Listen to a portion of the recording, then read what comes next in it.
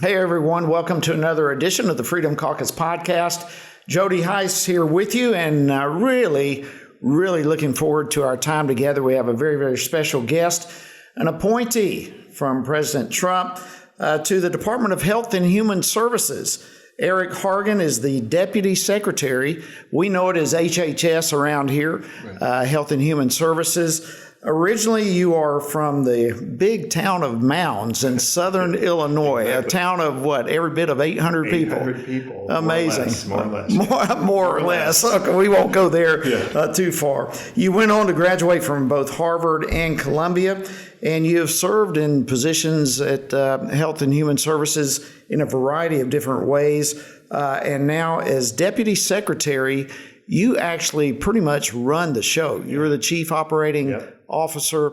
And this is, by the way, the largest department in the federal government. Is that correct? Right. It's almost twice the size at this point of the Department of Defense, if you can believe it. Wow. Counting all the money that we have in Medicare, Medicaid, FDA, National Institute of Health, and a lot of our other agencies. Amazing. HHS, Well, Eric, thank you so much. I know you've got a schedule that is just unbelievable if we were to go in the details, and it means a great deal for us that you would take time to come join us today on the podcast. Thanks for hosting me. Well, let's begin. What I want to do, I want to get into, there's an area of HHS that I'm sure most of our listeners are totally clueless of the type of things that y'all are involved with.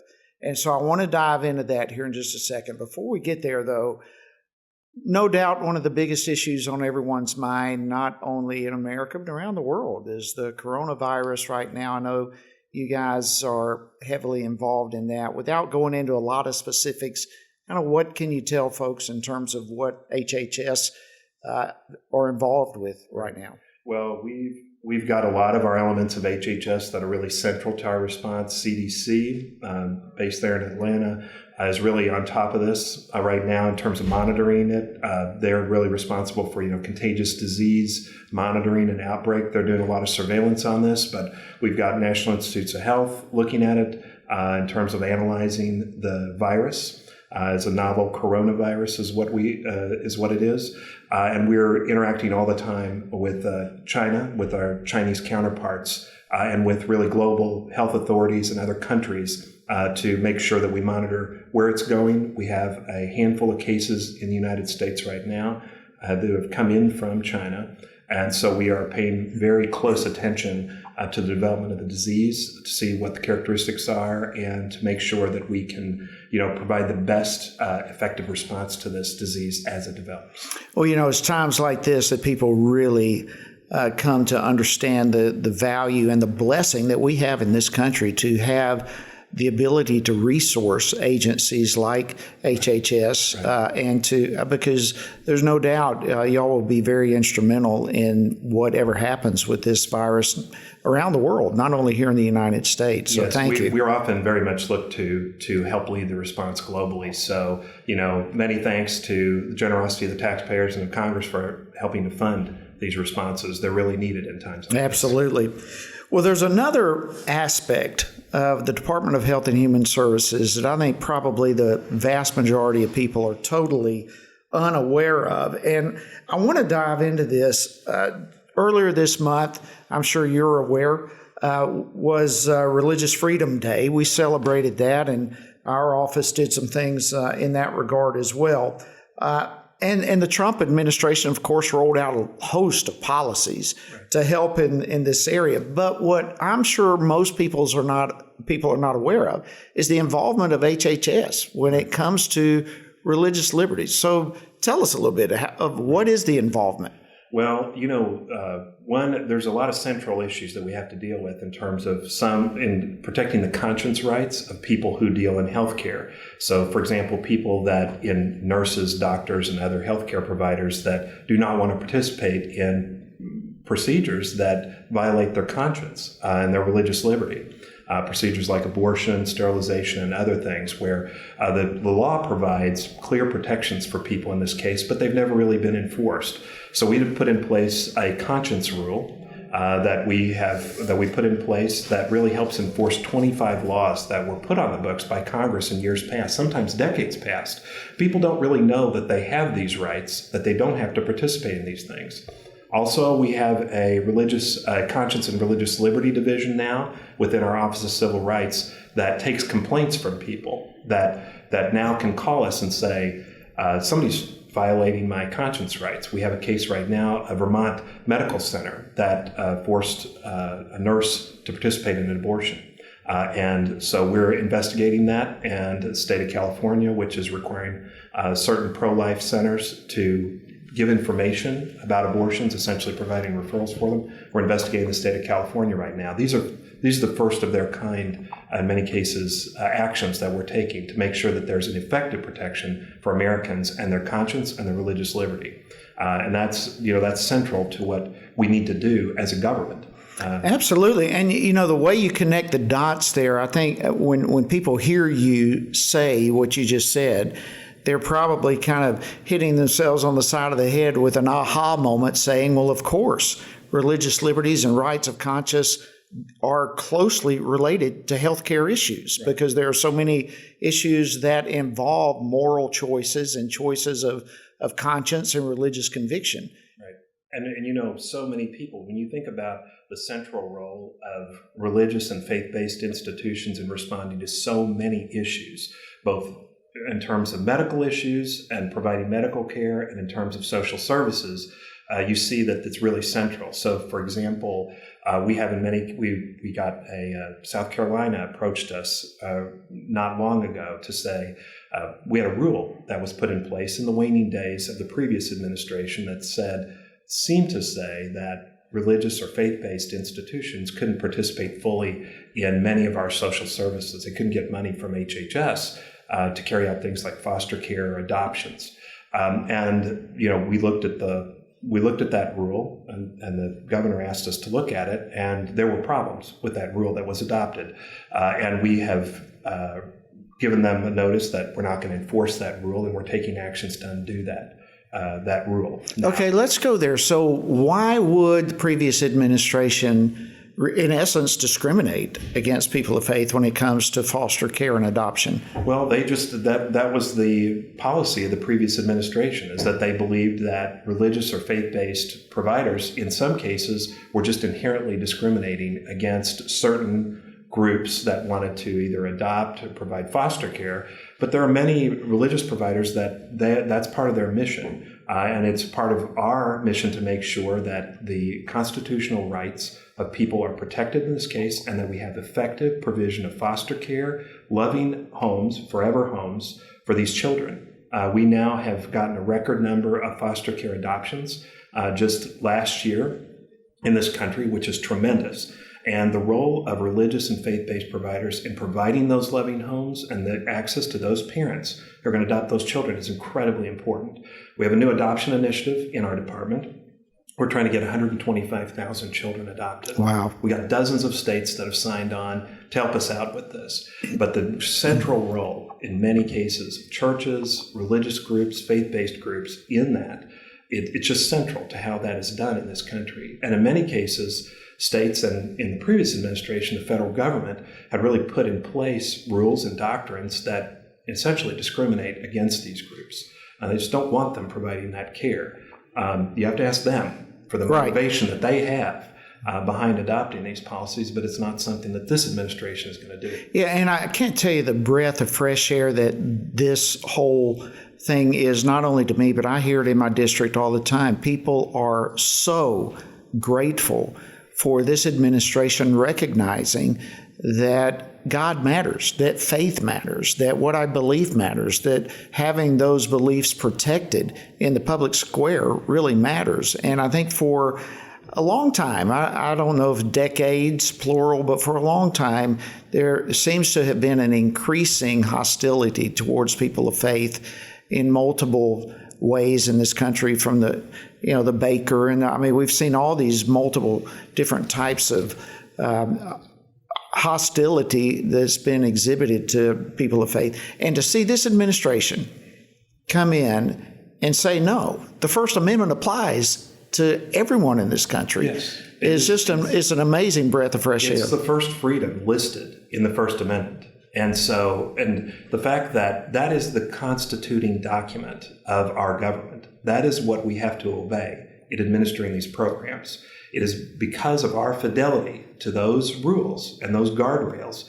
That's why people are comfortable and trusting, in our case, $1.3 trillion a year of their money. Wow. And a lot of power and authority is entrusted into our hands. The bargain that we have to follow in that is that we obey the guard rules of the Constitution, of the Bill of Rights, and the rights to Americans that are enshrined in that Bill of Rights. Absolutely. And the first one listed is religion. Well, again, thank you so much for that. Now, you mentioned a few moments ago a new division, the Conscience and Religious Freedom Division. Yes. I'm sure, it's new, but even just the concept of having a division like that in HHS speaks volumes.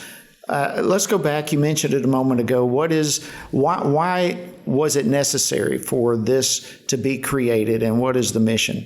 Well, because we have a number of laws that we're supposed to administer. And, they are based, Congress has passed these laws over the decades, and they've never really been enforced.